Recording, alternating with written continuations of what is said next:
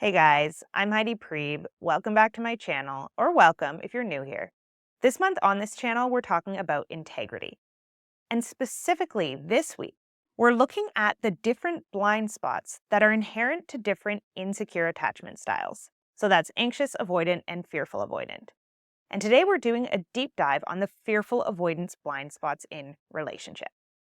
Now, the reason this connects back to integrity is because it's actually really challenging to be in integrity with ourselves if a lot of our behavior is emanating from a place in our unconscious that we are not aware of. And this is very often something that happens anytime you have a relationship where both parties are insecurely attached in whatever form. Both people end up feeling over time like my partner is 100% of the problem. And the reason why it feels that way is because generally one's own contribution is emanating out of a blind spot. So, out of a part of our own system or our own reactions that we are not consciously aware of. So, what this video is designed to do is not to shame or blame you for anything that you're getting wrong in relationships, but to just expand our awareness into ways in which you might be impacting your relationship dynamic much more than you realize in ways that are making conflicts challenging to resolve. So, there's this famous Carl Jung quote that I've always loved: until we make the unconscious conscious, it will direct our lives. And what this whole series is about is making those unconscious things conscious for ourselves so that we can make more deliberate and intentional choices inside of our relationships and show up in ways that we are proud of. So you can kind of think of this as just like when you are driving down a road. You want to make sure that you are looking in your blind spots before you merge into a different lane or take a sharp turn. You want to make sure that in your relationships, before you make any big decisions or decide to change course in some way, you're checking your own blind spots. Because ultimately, that's going to give you the best chance at avoiding major collisions that don't need to happen. So, the first blind spot that I would always encourage you to check in on if you are a fearful avoidant who is struggling in your relationship is, are you making the assumption unconsciously that you have to suppress major parts of who you are in order to be in the relationship? And are you absolutely sure that that assumption is true? So, a very, very common thing that I see happening for fearful avoidance is that they will get into a relationship and over time start to feel kind of deflated and deadened inside of the relationship and lose attraction to their partner, and then start thinking, okay, the only solution to this is to leave the relationship. And what I'm not advocating for is staying in a relationship no matter what, right? There is, of course, a time to cut ties, but very often this is something that's kind of preventable. So, a really common pattern for fearful avoidance is that at a very young age, you may have internalized a strongly held set of rules that you now unconsciously follow for how you ought to show up inside of a relationship. And those rules are the things that kept you safe in your early dynamics, which is why they feel so important and so strong inside of you. So, fearful avoidance as an attachment style often forms in environments where the person who you are going to seek comfort from is also, in a lot of cases, the cause of your distress. So, this can be a parent who is quite emotionally volatile, or an environment that is not always safe, but within which the same person you feel frightened by is the person who is responsible for protecting you. So, what often happens when we have a system that forms in this type of environment is there are certain emotions that we learn just do not work to keep us safe. In a lot of cases, anger is one of those feelings. So we might internalize a lot of rules around, I cannot ever feel angry at my partner. I cannot ever express anger at my partner unless they have done something so blatantly and obviously wrong that it's acceptable for me to let them know.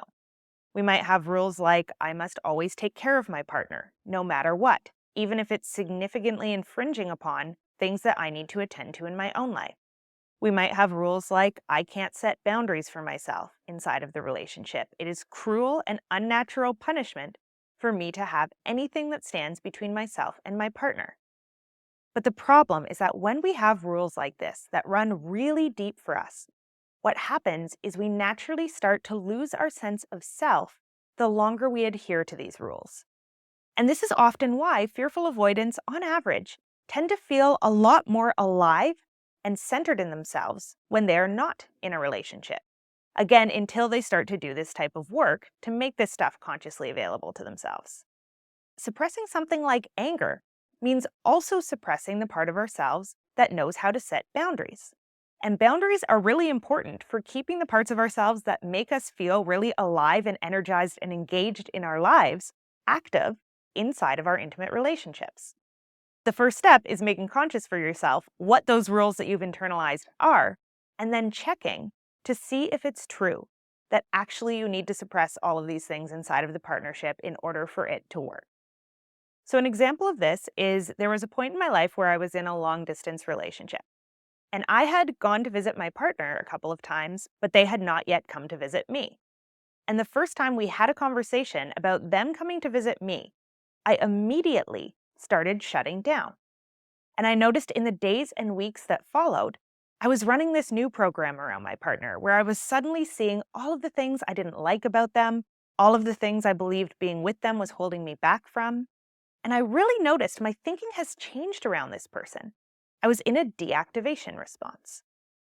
And what I eventually realized was that I was really uncomfortable at the thought of having someone in my personal space.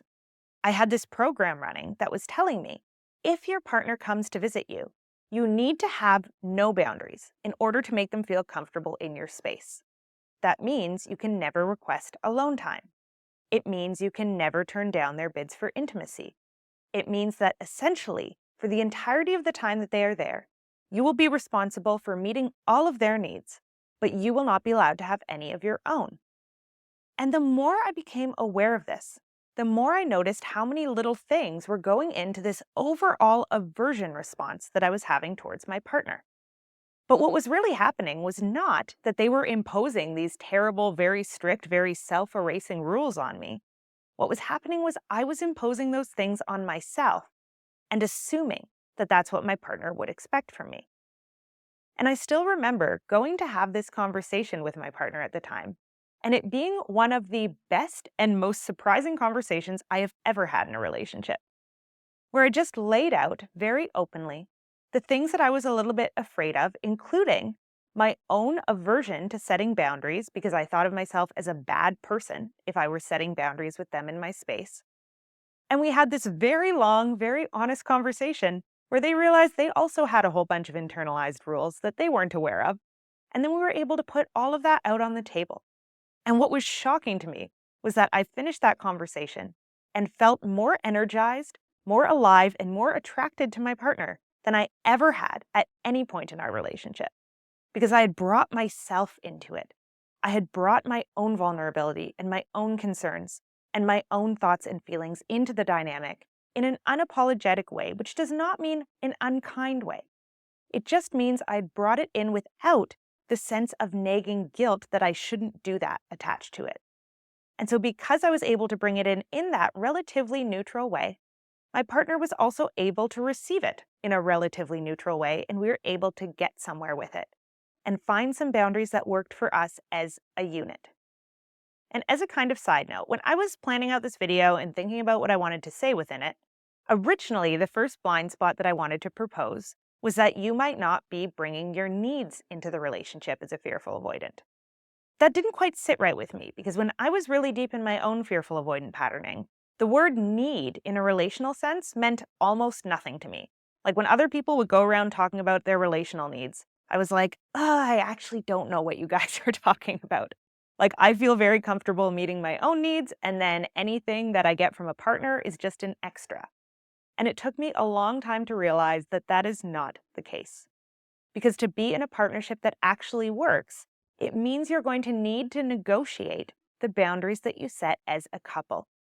And that requires you bringing to your partner, hey, here's what I really need to feel comfortable in this relationship, and also to feel energized and alive in my life. And how do we figure out how we can form our boundaries around those things so that both are possible? And you cannot do this without help from the other person. So it requires that vulnerability of you being able to say, here's what I'm afraid of. Here's maybe what I'm not very good at. And that might be setting boundaries, it might be speaking up for yourself and advocating for your own needs. But the more you can bring those things in, the better a chance you're going to have at allowing the relationship to mold around the two people that you actually are, as opposed to this list of rules that you have running in your unconscious mind. Because a lot of those rules probably don't apply anymore. And any relationship that is actually healthy and alive and dynamic is constantly changing the rules and adapting to fit the needs of the two people who are co-creating it. So that's the first blind spot that we want to look at. Which unconscious rules am I assuming are true here? And can I check to make sure that they're actually true before I allow myself to grow increasingly resentful and deadened inside of this relationship and then break it off because I had these assumptions about what was required of me that may not ever have been true? Blind spot number 2 that I would encourage you to check if you are fearful avoidant and struggling in any aspect of your intimate relationships is ask yourself the question, am I aware of how my own inconsistency might be affecting my partner and the way that they are responding to me? And what we want to do here is not shame ourselves, because I know that to be fearful avoidant means to have a pretty strong awareness of your own inconsistency and to have that often be categorized in the bad partner part of your mind. But it is genuinely a blind spot that a lot of us might struggle with. Because chances are, if you have a fearful avoidant attachment style, you never had a home environment that was stable, secure, and accepting enough for you to be consistently calm and vulnerable with other people. And so you're not even aware that this is the felt sense of what secure attachment is. It's two people who feel like, to a reasonable degree, they can trust and rely on each other. And because they can trust and rely on each other to be relatively consistent versions of each other for each other, that doesn't mean that there's never fluctuations in mood or in what's going on for them in life, but it means for the most part, they trust that their partners are going to be consistently available for them emotionally and physically. Because you might not have a model of that you've really internalized in your body, it might be really surprising to you that your partners seem kind of chronically dysregulated or deactivated, depending on their attachment styles, in the relationship, and you might not understand at all where that is coming from. So I remember in my more fearful avoidant days, I would have so many triggers come online that would have me be deactivated for weeks at a time, and then activated sometimes in arguments, and then in general just confused and unsure of whether I even wanted to be in the relationship. And I had no awareness of how that was impacting the relationship dynamic itself. I just thought it's the other person's responsibility to come to me and be vulnerable with me, and if they're not doing that, then that's their stuff. I didn't realize that it was also in large part my responsibility to co-create a relationship environment where my partner felt safe and comfortable with me. And in order to do that, I had to work through a lot of my own stuff and become aware of a lot of my own triggers and how and when they showed up, as well as how I was showing up very differently for my partners when I was triggered in different directions. And so once again, I'm just going to keep repeating this. This is not about shaming or blaming ourselves. It is just about being aware of the fact that sometimes our partner's dysregulation is not just because they can't handle their emotions or whatever it is. It's because we are actually making them feel emotionally unsafe by being inconsistent in our responses to them. And the way to have a healthier relationship dynamic is to find ways to be more consistent in the way that we show up for our partners. Because that could go a really long way in changing the dynamic of the relationship itself to become a place where vulnerability is a lot easier for both people to access. So again, that's a blind spot you might just want to check in on, especially if you can't understand a lot of your partner's emotional responses. If I'm really honest with myself, can I say for sure that this person feels like they are getting a relatively consistent version of me day to day or week to week? And if not, that might be something that I need to look at to fully understand the relationship dynamic and why things are happening the way that they are. Question number 3 that I encourage you to examine if you are fearful avoidant, particularly one who is struggling with committing in relationships, is, am I curious about my own fear of commitment? Or am I shaming myself for it and resisting it when I find it creeping into my awareness?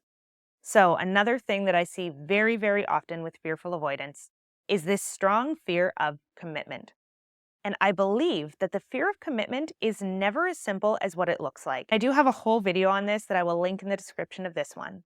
But essentially, what we want to be looking at when a fear of commitment starts creeping into our awareness, and we start looking at our partner going, I don't know if I want to be with this person 5 or 10 years from now, is what is it within that thing, within that commitment that we are so adverse to?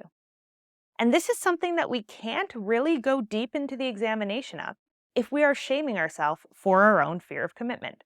So if we're telling ourselves, you are a bad person for even questioning this, or you are a bad person for not wanting to commit to your partner 100% for sure really early on.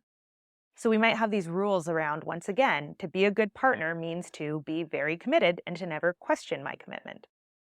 When in reality, more secure leaning people are actually quite aware at all times of what they do and don't like about their relationship and what things might need to be worked on in order for the relationship to get to a place where they would feel comfortable in it long term. So, very often, what I feel like is happening for fearful avoidance when they're fearing commitment is that they are actually doing a lot of self abandoning inside of the relationship without realizing it. So, a lot of erasing themselves and their true wants and desires and things that make them feel alive. Again, refer to blind spot number 1. And when we are erasing ourselves in this way, what commitment looks like is commitment to a lifetime of self abandonment. And nobody wants that, right? The reason why secure people tend to feel pretty comfortable with making commitments is because they know that they are not self abandoning, and that if things come up in the relationship, that means the relationship dynamic that was once working no longer works for them and they need to find a new equilibrium. They'll talk to their partner about it and they'll find something that works for them both. And when you have this kind of dynamic and ever changing, fluid approach to relationships and to the boundaries that need to get set inside of them, it's not very scary to think about commitment because you know that you'll show up for yourself and the other person in this relationship. You'll prioritize both of your best interests. And if your best interests ever stop being aligned in a way that's truly unresolvable, then you can also always break up in the future. But again, because you might have all of these rules internalized around how you have to show up, it might actually be that you are afraid of committing to a lifetime of following those rules because you know that they keep you feeling dead inside. And so the more we work on shaping our relationships into these dynamic places that have room to include the whole of ourselves, the more comfortable we're going to start naturally feeling with commitment because we know that we are not going to abandon ourselves in the process of staying with someone.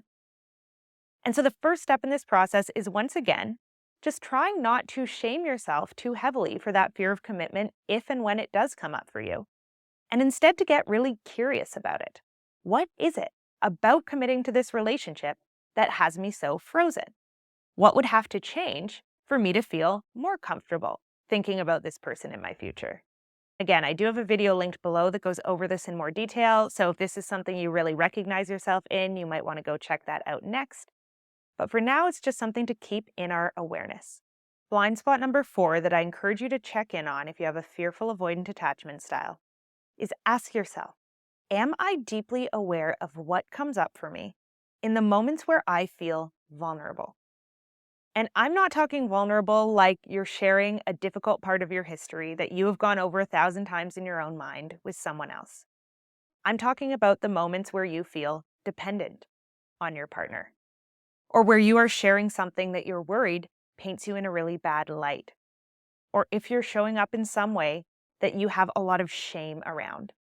So this often happens actually in the healing process. We start realizing there are parts of my identity and parts of myself that I haven't ever expressed in relationships because I have a lot of shame around them. So this could be something as simple as expressing anger towards a partner for the first time. And what we want to be really careful about here is making sure that if we already have shame attached to the expression of certain emotions or to certain ways of showing up in a relationship, we might unconsciously be placing a really high expectation on our partners to respond perfectly to the thing that we are doing. And we might actually have a bit of an unrealistic expectation on their response This is especially true in situations where our partners might have no idea that what we're doing is a really high stakes and challenging thing for us. And so this is something we really want to keep in our awareness.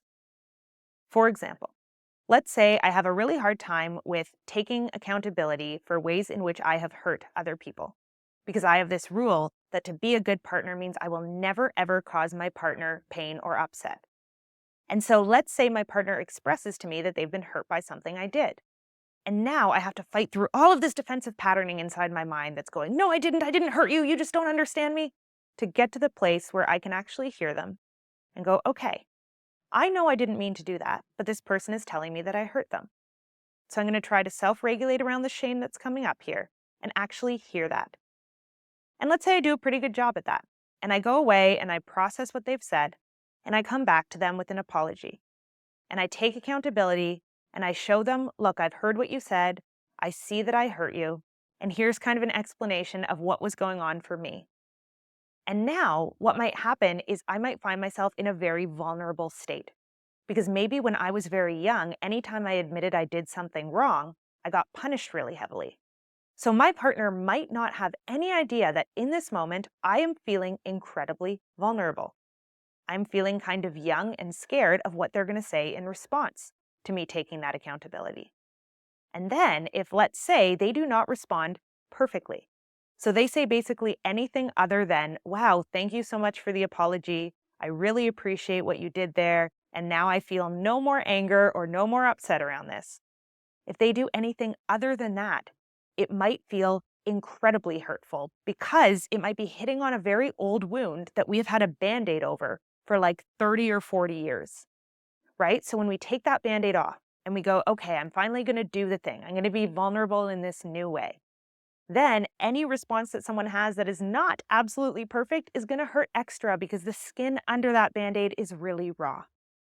And so what we want to be aware of here is two things. One, can we acknowledge to ourselves that we're probably going to be a little bit sensitive in the areas where we are vulnerable and have higher than average expectations on our partner's responses? So can we be aware of that? And ideally, can we communicate it to them? So let the other person know, hey, it's actually really hard and vulnerable for me to show up in this way. So I'm going to be a little bit sensitive as we navigate through this. And I just want to let you know that so that we don't get confused and lost if things kind of start going off the rails. But two, can we act as our own coach through these experiences? So can we make it really, really clear to ourselves in our own mind that just because this is an area that feels very sensitive and vulnerable for me, does not mean that my partner is not allowed to have their own full range of responses to whatever I bring to the table, right? They don't owe me the perfect response.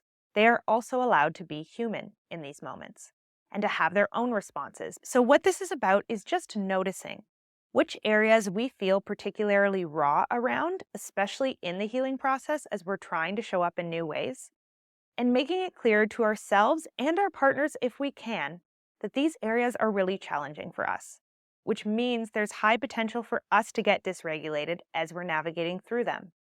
And the more we can just make that apparent to ourselves and the other person, the more context everyone has on what's happening holistically. I remember one time having an interaction with a partner where I'd shared something that was really personal for me and that felt very vulnerable to share. And my partner didn't really pick it up. They just kind of brushed past it in conversation and started talking about something else.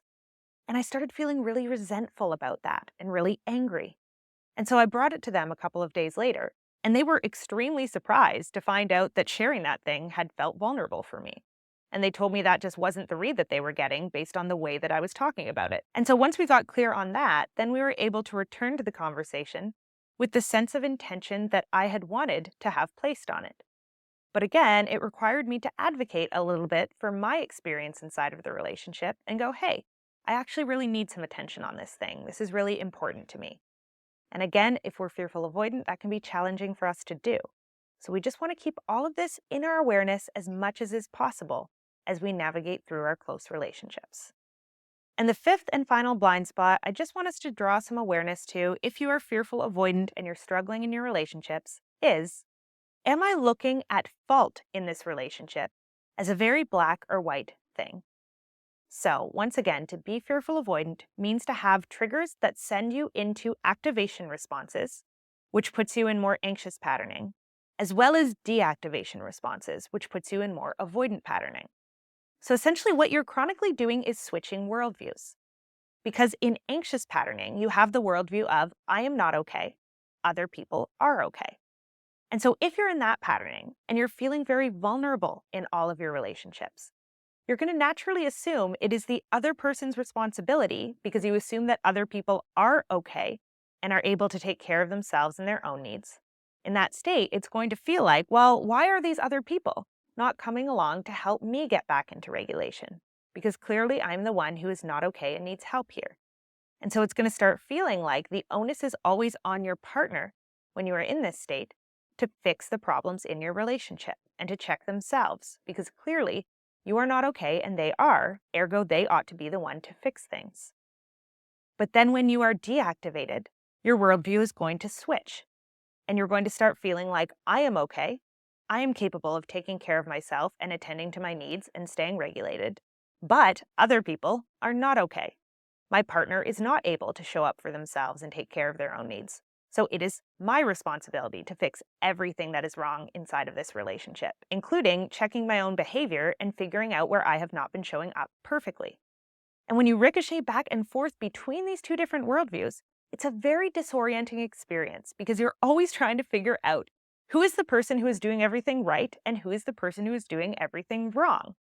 When in reality, to be secure means to be aware of what we call in attachment circles, awareness of complex causation.